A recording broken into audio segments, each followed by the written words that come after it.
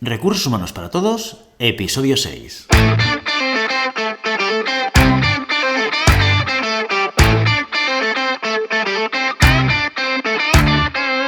Bienvenido a Recursos Humanos para Todos, tu podcast semanal sobre recursos humanos. Podcast que podrás encontrar en iVoox, Spotify y iTunes, y en nuestra página web www.sdhumancapital.com, donde también encontrarás más contenido en nuestro blog e información sobre nuestros servicios. Este podcast está pensado para profesionales de recursos humanos, gerentes o jefes de equipo, y podrás encontrar técnicas, consejos, ideas, conceptos y noticias sobre la gestión de personas.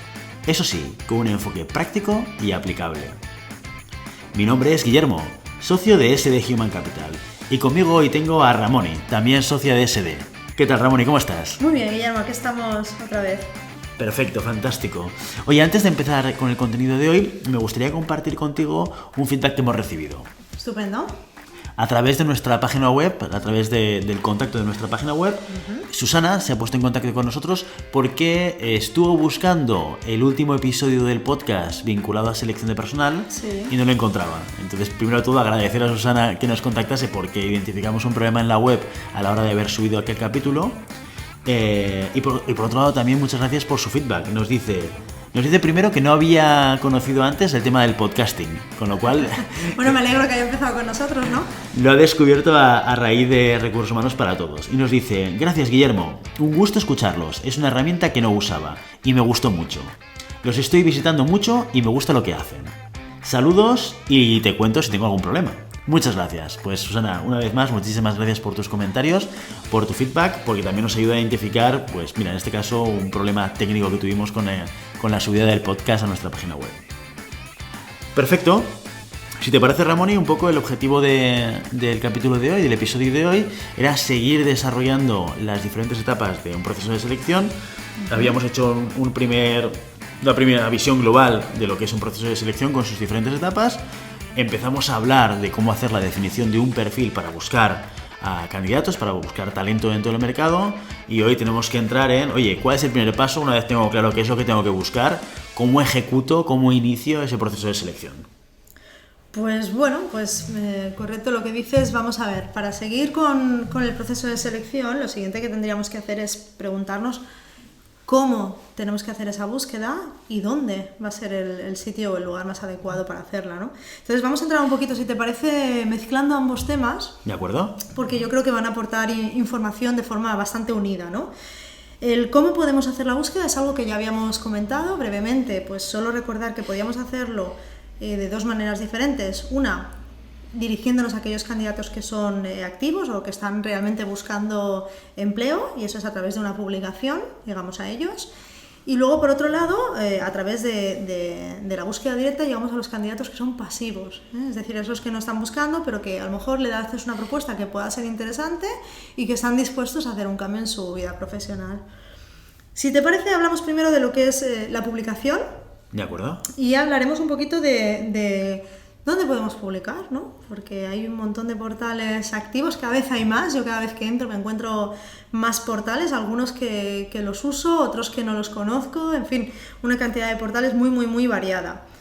¿Vale? Entonces, a la hora de publicar es importante, como habíamos dicho, en la toma de requerimientos nos ayuda después a redactar ese anuncio. Tenemos lo mínimo necesario para poder redactar, como decíamos, requisitos realmente imprescindibles y qué ofrecemos, una breve descripción de nosotros como empresa y qué es lo que vamos a ofrecer de proyecto a nuestros candidatos, ¿vale? Entonces, ahí yo sí que recomiendo que seamos muy activos en redes sociales, porque contra más demos difusión a nuestros anuncios o nuestras ofertas, más posibilidades tendremos de llegar a esos candidatos que se mueven por internet, vaya, al final, ¿vale?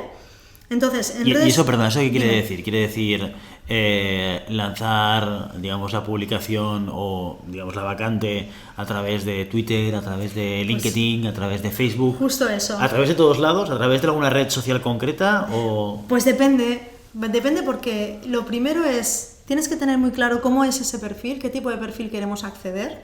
Y una vez tengamos muy claro cuál es el perfil, entonces decidiremos cuáles son nuestras mejores redes sociales y cuáles son nuestros portales de publicación más adecuados, ¿vale? En redes sociales, ¿qué tenemos? Pues tenemos Facebook, tenemos Twitter, tenemos Instagram. En Facebook hay multitud de grupos donde puedes conectar con ellos. Si estamos hablando de gente joven, gente a lo mejor con poca experiencia, un perfil muy junior, pues a lo mejor podemos entrar en recién titulados, en grupos de recién titulados y a partir de ahí mover nuestras publicaciones, ¿vale?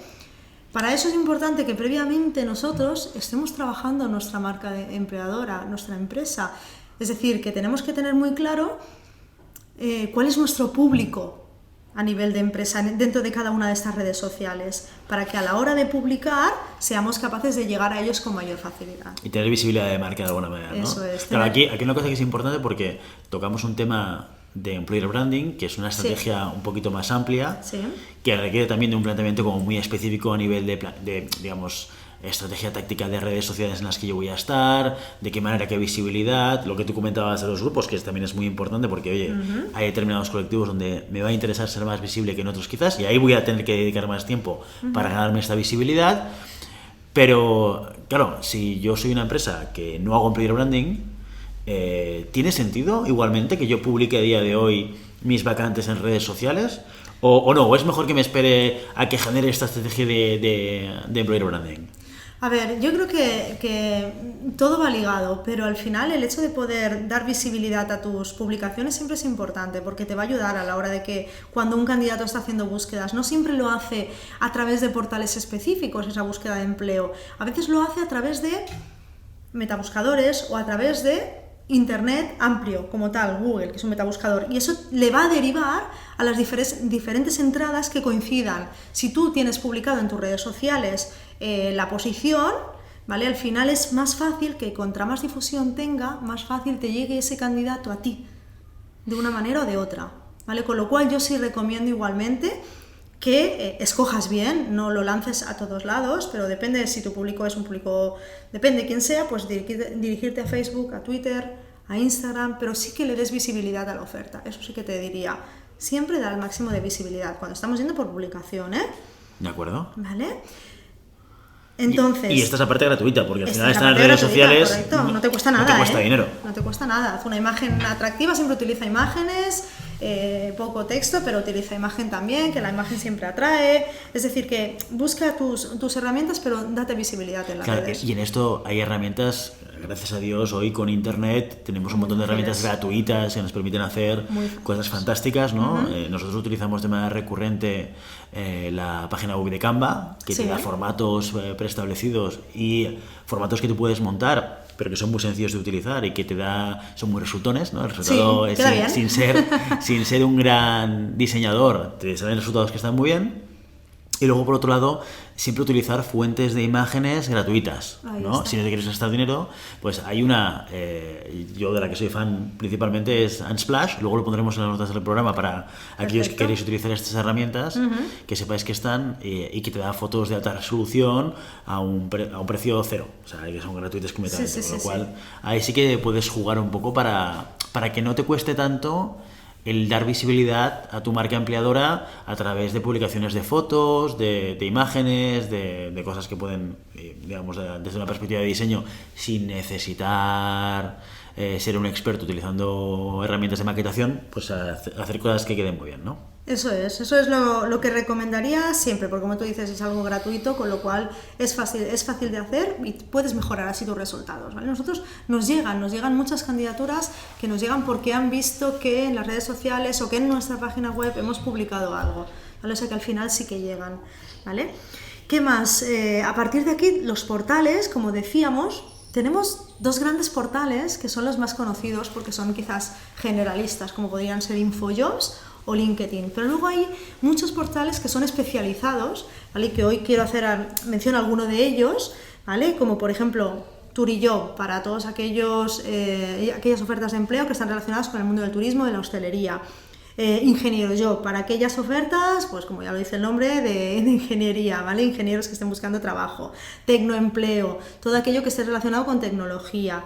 EducaJob, para posiciones que están relacionadas con el mundo de la educación, ¿vale? O sea que hay portales específicos para algunos de los sectores que funcionan y no funcionan mal, algunos de ellos, ¿vale? Y luego están los grandes portales como InfoJobs o LinkedIn, a los cuales yo voy a tener que decidir pues dónde me quiero dirigir. Evidentemente, dependiendo del perfil, pues voy a decidir si voy a alguno de estos portales específicos, pero yo no dejaría de publicar igualmente en InfoJobs o en LinkedIn, en uno de los portales generalistas, ¿vale? ¿En cuál de los dos? Que sea, ¿qué criterios utilizas para decidir si vas a invertir en LinkedIn y vas a invertir en InfoJobs? Lo cual es importante porque, de hecho, incluso el precio es diferente, ¿no? O sea, Correcto, LinkedIn, el costo es muy diferente. que quizás no es tanto un portal de empleo, Sí. sino es una red profesional de contacto Sí. que monetiza, entre otras cosas, a partir de el contacto con talento para búsquedas de candidatos, etcétera, y por tanto tiene un espacio para el empleo.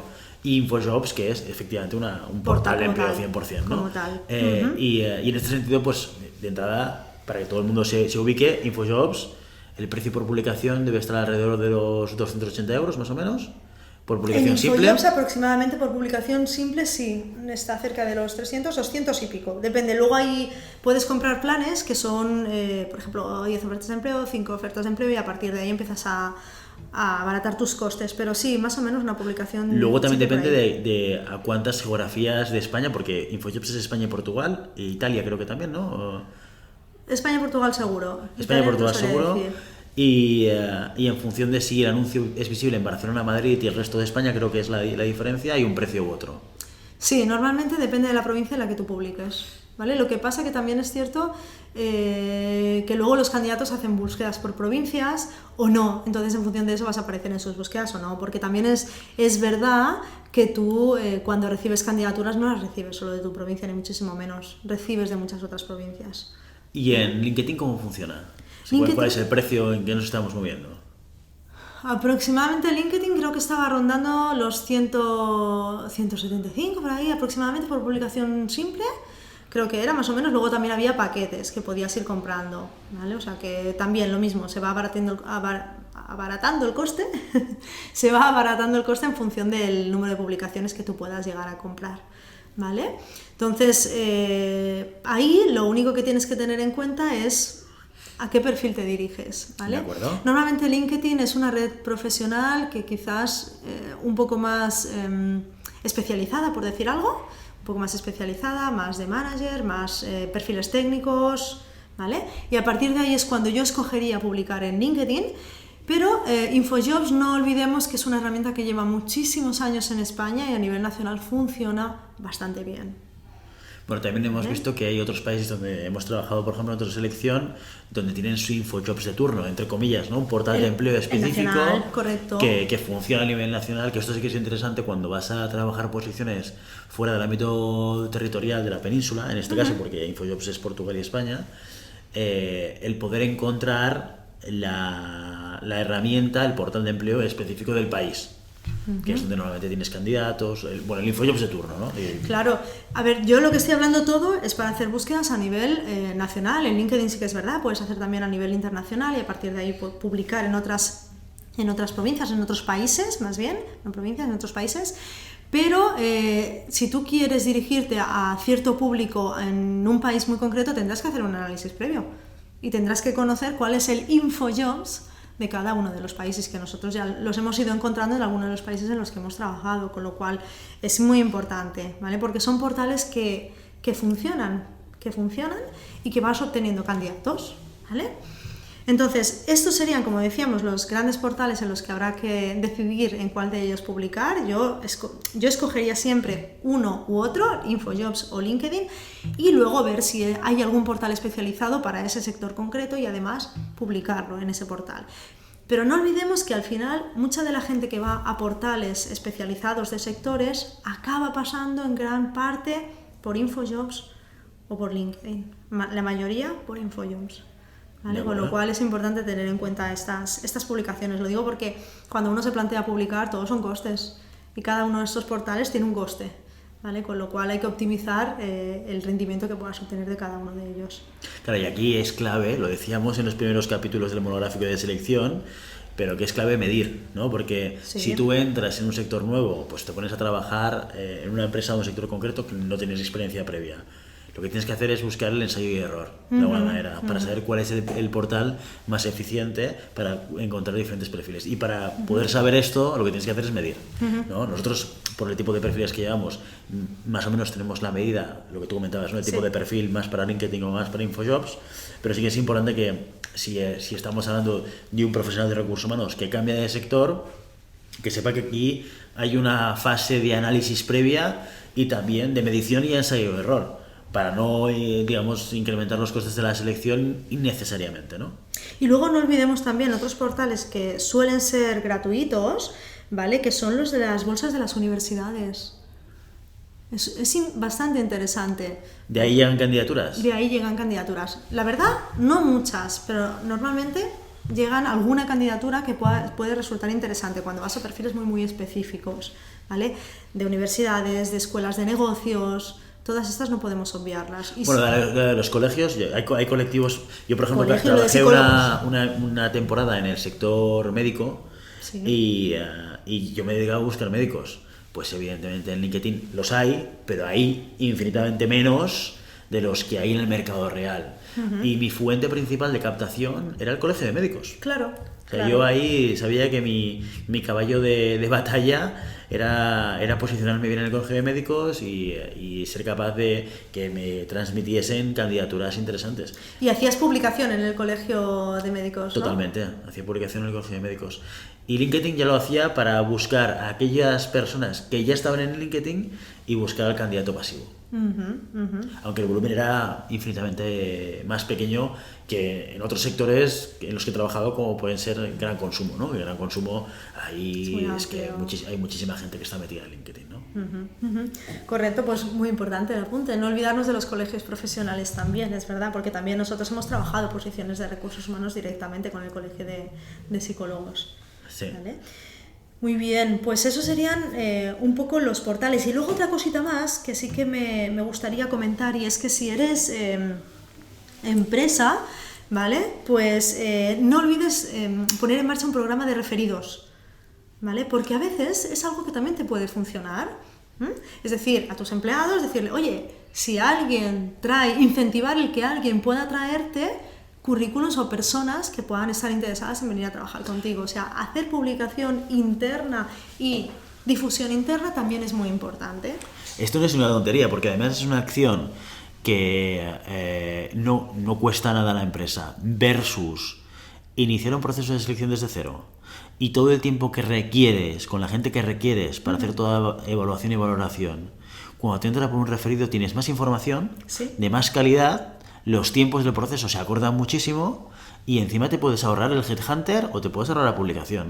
Y vamos, yo creo que es una estrategia de captación de talento que toda compañía debería tener. O sea, decir a la gente, chicos, si tenéis gente, conocidos, amigos, colaboradores que encajen con los perfiles que estamos buscando, oye, poneros en contacto con el Departamento de Recursos Humanos porque si hay oportunidades y hay matching, lo que nos ahorramos, vamos, es fantástico. Y le das un incentivo al empleado. Exacto, o sea, le das un incentivo al empleado. Y qué mejor que un propio empleado, alguien que trabaja dentro, pueda recomendar a alguien. Esa persona también se sentirá mejor incorporándose, más atraída. Con lo cual yo creo que es algo muy importante que a veces obviamos, no lo ponemos en marcha y que no cuesta tanto. Es difusión de las publicaciones en interno. Totalmente. Muy bien, y si te parece ahora hacemos un resumen también de esto sería la publicación y de cómo ir a esos candidatos más pasivos, ¿no? Aquellos que buscamos. Correcto. Que para mí hay algo muy básico, son candidatos que podemos buscar a través del contacto en LinkedIn o incluso en InfoJobs, por ejemplo, podemos también acceder a la base de datos, acceder a currículums, ¿vale? Esos van a ser personas que a priori van a encajar en lo que nosotros estamos buscando directamente, con lo cual va a ser interesante. Pero hemos de pensar que son personas que en principio no están en búsqueda activa, ¿vale? Con lo cual, muy importante aquí es que revisemos bien el perfil, sobre todo, que no lancemos contactos indiscriminadamente, ni muchísimo menos, que tengamos en cuenta quién hay al otro lado y luego que el mensaje que le demos sea personalizado, que nos centremos en él o en ella, en esa persona y le podamos hacer relevante el valor que nos pueda aportar a nuestra organización, ¿vale? Eso sería un primer contacto y a partir de aquí, si la persona está interesada, pues ya sería directamente pues tener un teléfono, tener un medio para comunicarnos directamente y poder hablar y poder ofrecerles nuestro proyecto. Claro, teniendo en cuenta que también que la búsqueda de candidatos pasivos tiene un coste de ejecución más alto que en la búsqueda de candidatos activos, solo por el hecho de que tienes que buscarlos, y además las herramientas no son gratuitas, ¿no? No. O sea, LinkedIn ya se ha encargado de tener la capacidad de poder monetizar toda la información que está generando, y por tanto ahora cada vez va capando más la capacidad de búsqueda,